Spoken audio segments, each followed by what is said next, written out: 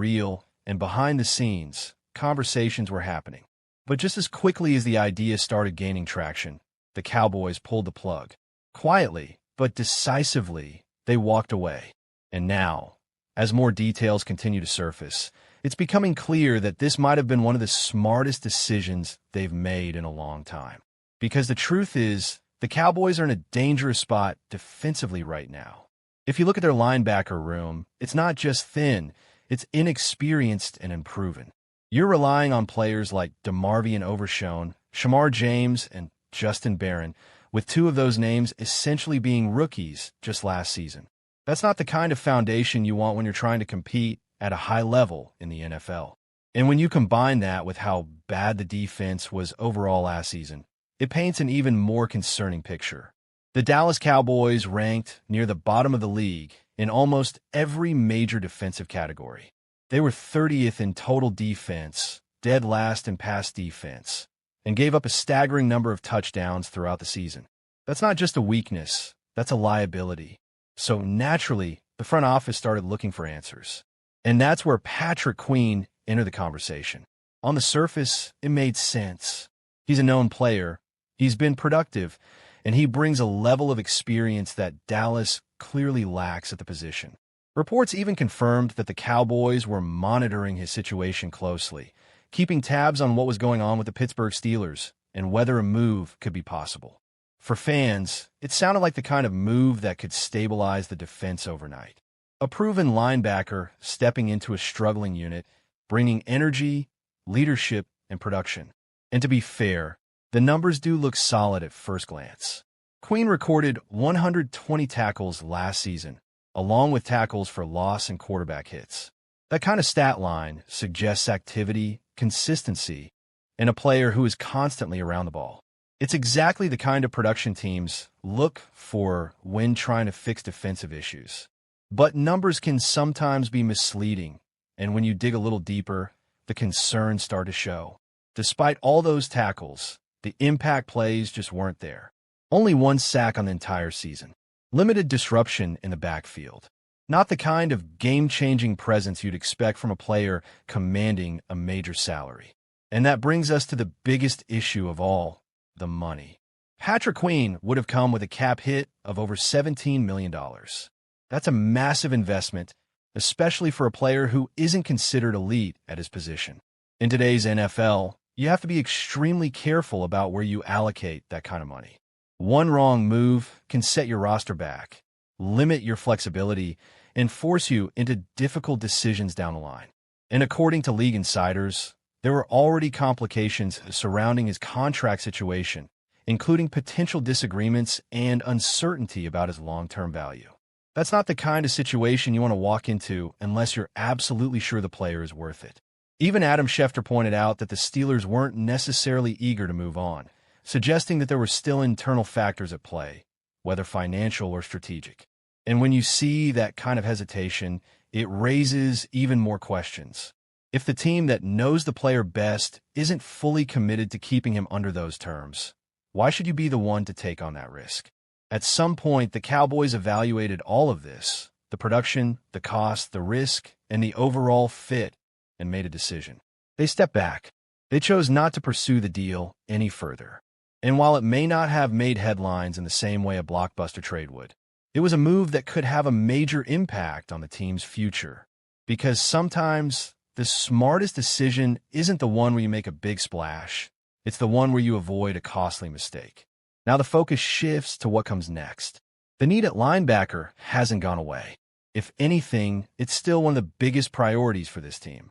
But instead of forcing a move for a big name, the Cowboys now have the flexibility to explore better options. That could mean targeting a younger, more affordable player in the draft, or finding a veteran who fits the system without breaking the bank. Either way, the approach becomes more strategic rather than reactive. And that's the biggest takeaway from all of this. The Cowboys didn't just walk away from Patrick Queen. They showed a level of discipline that hasn't always been there in the past. They didn't chase a name. They didn't panic. They evaluated the situation and made a decision based on long-term value rather than short-term hype. And in a league where one bad contract can change everything, That kind of discipline can make all the difference.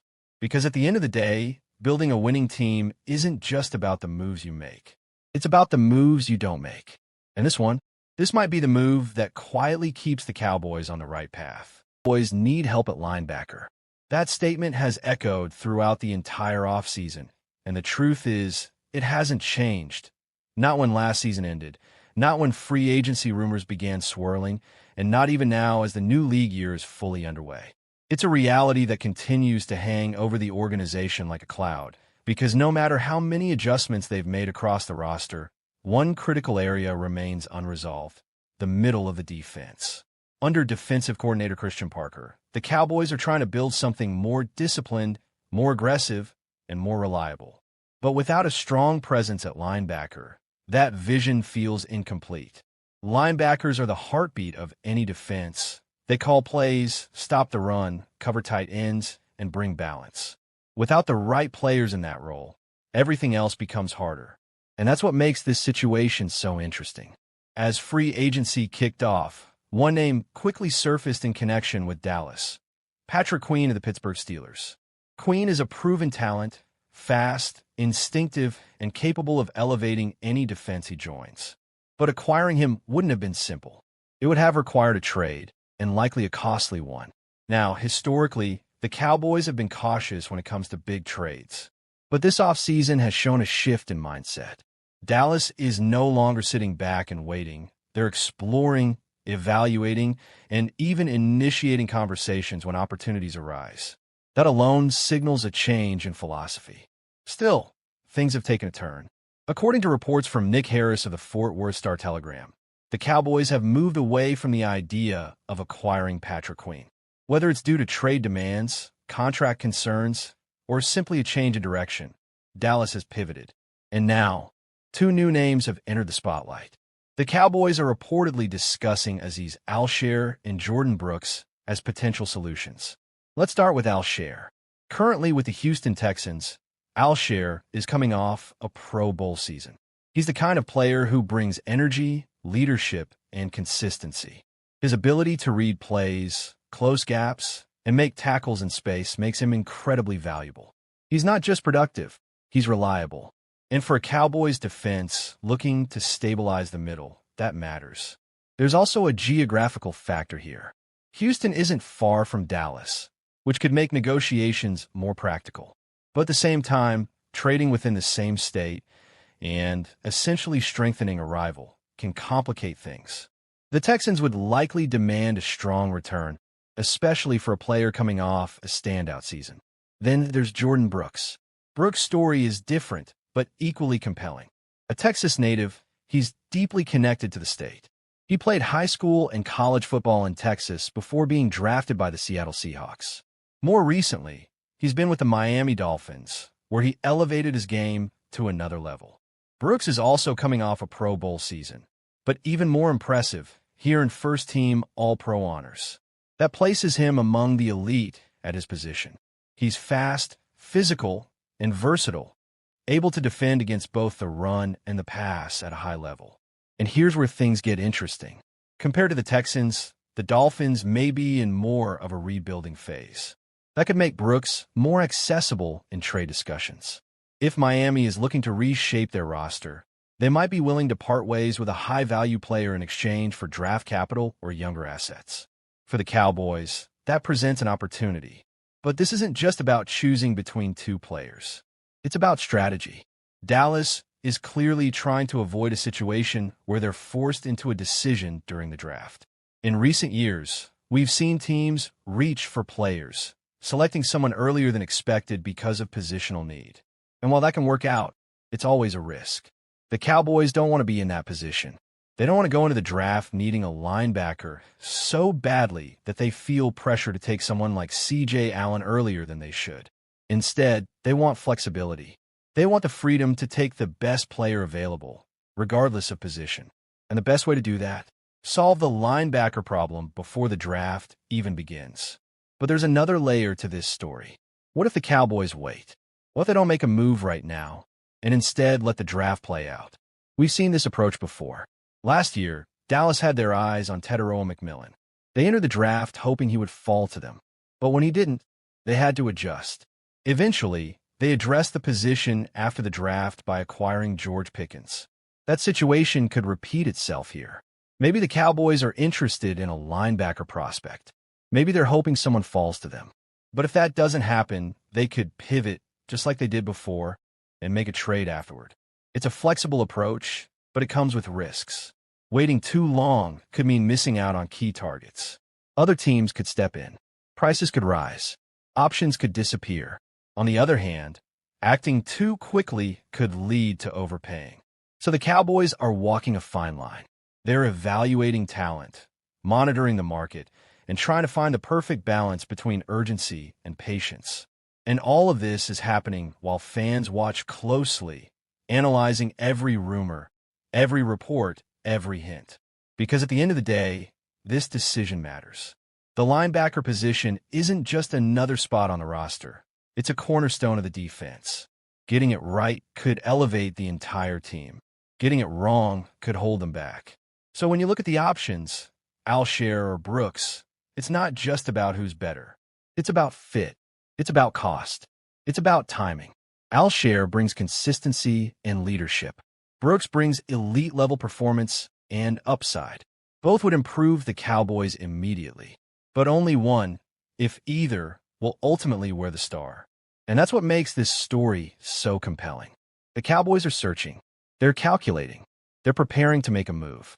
The only question is, when they finally do, will it be the right one? It has been nearly 2 weeks since free agency began in the National Football League, or more specifically, since the legal tampering window opened, and the Dallas Cowboys have been anything but idle. From the outside looking in, it may seem like just a handful of moves define their offseason so far. But in reality, Dallas has been quietly navigating a complex web of roster decisions, contract situations, and long-term planning for the 2026 season. At first glance, acquisitions involving players like Rashawn Gary, Jalen Thompson, and Kobe Durant bring a sense of excitement and optimism. These are impactful additions, players who can contribute immediately and elevate the defense in meaningful ways. But while those moves grab headlines, they're only a fraction of the story. Because beneath the surface, 2 critical situations continue to linger, and they may ultimately define how successful this offseason really is. Those situations revolve around George Pickens and Brandon Aubrey. When the offseason began, the Cowboys knew they had to make decisions regarding both players. Not necessarily final decisions, but strategic ones. Moves that would give them flexibility, time, and leverage. And that's exactly what they did. With Pickens, Dallas applied the non-exclusive franchise tag. It's a powerful tool, one that allows the team to retain control while still leaving the door open for future negotiations. It essentially says, we value you, we want you here, but we're not ready to commit long-term just yet. In Aubrey's case, the Cowboys used a second-round tender, placing his value at $5.76 million for the upcoming season. Again, this is about control and flexibility. It protects the team while buying time to figure out a longer-term solution. But here's the issue. Time doesn't always bring clarity. And right now, clarity is exactly what's missing. According to Calvin Watkins of the Dallas Morning News, the latest updates on both situations are, well, not really updates at all. In fact, the most notable takeaway is that there hasn't been meaningful progress, especially when it comes to George Pickens. No contract talks.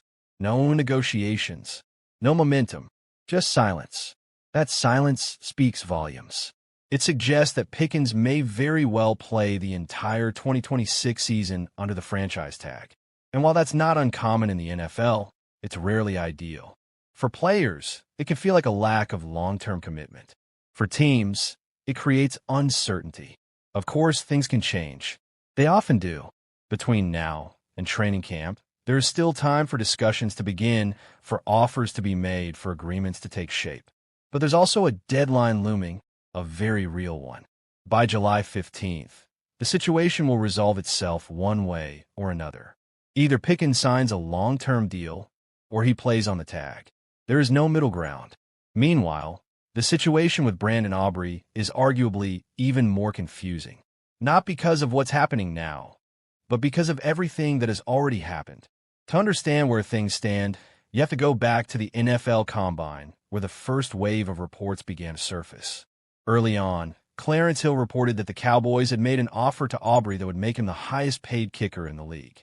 At the time, that title belonged to Harrison Butker of the Kansas City Chiefs, who was earning an average of $6.4 million per year.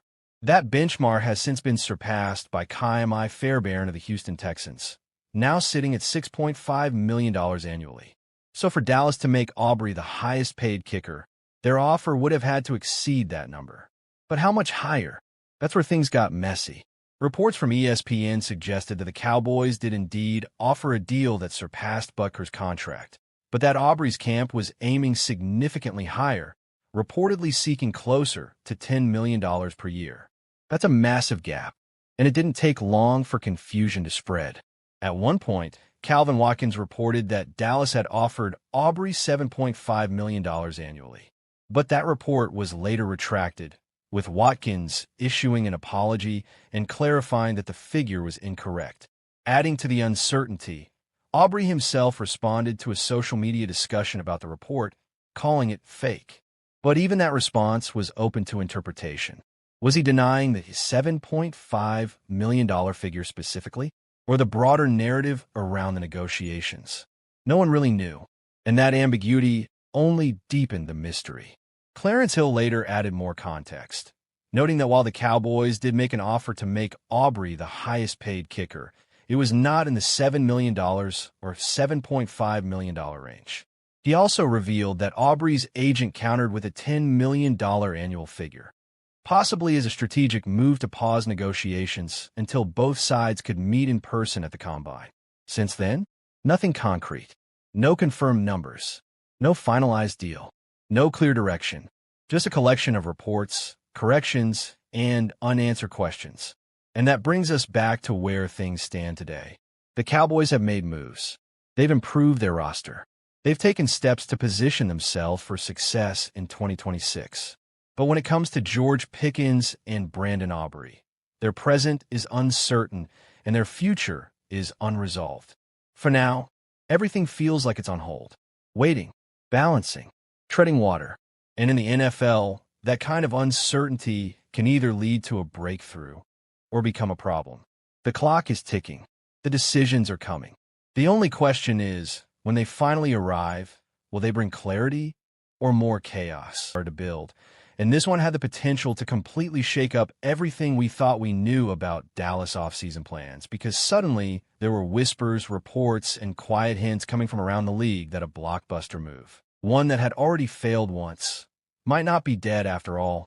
And at the center of it all was one name that immediately grabbed attention, one of the most feared pass rushers in the NFL, Max Crosby, because just weeks ago, it looked like Crosby was gone, traded from the Las Vegas Raiders to the Baltimore Ravens in a massive deal that included 2 first-round picks, a price that told you exactly how valuable he is, exactly how dominant he can be when he's at his best. But then everything changed because that deal fell apart, abruptly rescinded after.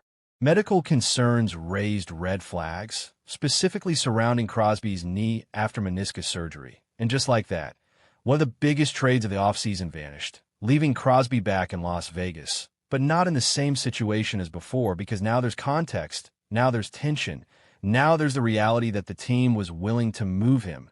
And that changes everything, because even if Crosby says he's happy, even if the Raiders publicly commit to moving forward together, the door is no longer fully closed, it's just slightly pushed open. And that's where the Cowboys enter the conversation again, because before Baltimore stepped in with that massive offer, Dallas was right there, seen as one of the top contenders to land Crosby. But they weren't willing to go as far as giving up 2 first-round picks, and that hesitation cost them. But now, with the original deal collapsed, there's been growing speculation that maybe, just maybe, the Cowboys could circle back this time with a more calculated, more conservative offer, trying to take advantage of a situation where Crosby's value might be complicated by health concerns and team dynamics. And for a moment, that idea created real excitement among fans because adding a player like Crosby would instantly transform the Cowboys' defense, giving them a relentless, high-motor pass rusher who can take over games, who can pressure quarterbacks, disrupt defenses, and change outcomes in critical moments. But as quickly as that excitement started to build, reality began to settle in. Because behind the scenes, the Cowboys had already made a decision, and it wasn't the one fans were hoping for, because instead of staying aggressive in the pass rusher market, instead of chasing another blockbuster move, Dallas pivoted, stepping away not just from Crosby, but from the entire idea of adding a star pass rusher through trades or free agency. And that decision became even clearer when they chose not to pursue players like Trey Hendrickson, another high-level pass rusher who could have filled a major need. And instead, they made a quieter, more controlled move, trading a future fourth-round pick for Rashawn Gary from the Green Bay Packers, a player who has shown flashes of elite pass-rushing ability, but has also dealt with inconsistency over the past few seasons. And that move tells you a lot about how the Cowboys are thinking right now. Because it's not about making the biggest splash, it's about managing risk, it's about finding value, and most importantly, it's about keeping their draft capital intact, because according to reports, including insights from insiders like Calvin Watkins, the Cowboys are officially out on the Max Crosby situation. Even after the failed Baltimore deal reopened the conversation, and that's significant because it confirms that Dallas is committed to a different path, a path that leans heavily on the upcoming draft to address their remaining needs on the defensive line. And when you really break it down, that approach starts to make sense because as talented as Crosby is, there are real concerns that come with him right now. And those concerns start with his health, because knee issues, especially ones involving meniscus surgery, are not something teams take lightly, particularly when you're talking about giving up premium assets like first-round picks. And that's exactly where the Raiders are holding firm, because despite everything that's happened, despite the failed trade, despite the uncertainty, Las Vegas is not lowering their asking price. They still want that same massive return, and that creates a major problem for any team considering a move. Because now you're not just evaluating the player, you're evaluating the risk, the long-term durability, the possibility that you give up everything and then don't get the full version of the player you paid for. And that's a gamble that can set a franchise back years if it goes wrong. And it's exactly why teams, including the Cowboys, are hesitant to re-engage, because even though the idea of adding Crosby is exciting, even though the upside is undeniable, the downside is just as real. And for a team like Dallas that is trying to build sustainably, that is trying to balance immediate competitiveness with long-term stability, that kind of risk might simply be too much. And so, instead of chasing uncertainty, the Cowboys are choosing control, choosing patience, choosing to trust their ability to identify and develop talent through the draft. And that brings everything full circle, because whether it's a linebacker, pass rusher, or secondary help, the Cowboys are clearly signaling that the future of this team will be built through those picks, through smart decisions, through calculated risks rather than desperate swings. And while that approach may not generate the same level of excitement as a blockbuster trade, it might ultimately be what gives Dallas the best chance to build a complete, balanced, and sustainable contender. But of course, in the NFL, plans can change quickly, opportunities can appear out of nowhere, and until the draft is over and the season begins, nothing is ever truly final, which means that even if the Cowboys are out on Max Crosby today, the story might not be completely over. But for now, the message is clear. Dallas is moving forward with a different vision, one that prioritizes flexibility, discipline, and long-term success over short-term headlines. And whether that decision proves to be the right one is something we won't fully understand until the games begin. And that's the linebacker position, because right now, if we're being honest, this team does not have a true leader in the middle of the defense. And that's not just a small issue, that's something that can completely define how far a team goes in a season, especially in today's NFL, where offenses are faster, smarter, and more explosive than ever before. And if you don't have someone who can read plays, communicate adjustments, and hold everything together in real time, things can fall apart very quickly. And that's exactly the situation Dallas is trying to avoid heading into 2026. Because as things stand today, the linebacker room is built around DeMarvion Overshown, Shamar James, and Justin Barron. And while each of those players brings something to the table, none of them has truly proven they can be that commanding presence, that defensive quarterback, that guy who takes control when things get chaotic. And that uncertainty is what makes this situation so dangerous, because the Cowboys are not a rebuilding team. They're trying to win now. They're trying to compete. And you cannot go into a season with a question mark at one of the most important positions on defense and expect everything to just work itself out. And what makes it even more frustrating is the fact that this isn't a new problem. This is something that has been building over time, because the Cowboys have had multiple opportunities in recent drafts to address the linebacker position in a major way, and they didn't take them, passing on players like Nakobe Dean, Devin Lloyd, and Quay Walker, all of whom had the potential to step in and become foundational pieces of the defense. And now those decisions are starting to come back into focus, because instead of having a developed, experienced linebacker entering his prime, Dallas is once again searching for answers. And that brings us to the biggest question of all, which is whether the Cowboys should wait until the 2026 NFL Draft to fix this issue. And the reality is that might be the worst possible approach they could take, because relying on a rookie linebacker to step in and immediately command a defense is extremely risky. It's one of the hardest transitions in football, not just physically, but mentally, because you're not just reacting to plays, you're responsible for understanding the entire offense, making adjustments, communicating with teammates, and executing at a high level from day one. And very few players could do that right away, which means if Dallas puts itself in a position where it has to draft a linebacker early and expect instant results, it's setting itself up for potential disappointment. And on top of that, going into the draft with such a clear and urgent need limits flexibility, because instead of being able to take the best player available, you're essentially forced into a decision. And that's when mistakes happen. That's when teams reach. That's when value is lost. And that's why the smarter move, the more calculated move, is to address the linebacker position before the draft even begins. And the good news for Dallas is that there are still options available. And not just any options, but experienced, proven veterans who could step in immediately and change the dynamic of this defense, starting with Patrick Queen, who represents the most aggressive and potentially impactful move the Cowboys could make. Because even though he's not currently a free agent, there have been discussions around the possibility of him being moved by the Pittsburgh Steelers. And if that opportunity is real, Dallas should be paying very close attention, because Queen brings a level of durability and consistency that this defense desperately needs, having never missed a game in his career. And while he may not be the flashiest linebacker on every single play, he's the kind of player who does everything well, who raises the floor of the entire defense. And sometimes that's exactly what you need, not just highlight plays, but stability, reliability, and leadership. And if the price is something like a third or fourth round pick, that's a deal that could make a lot of sense for a team trying to win now. But if Dallas decides not to go the trade route, there are still veteran free agents who could fill that gap. And one of the most intriguing names on that list is Bobby Wagner, a player who has built a Hall of Fame-level career and somehow continues to produce even at this stage.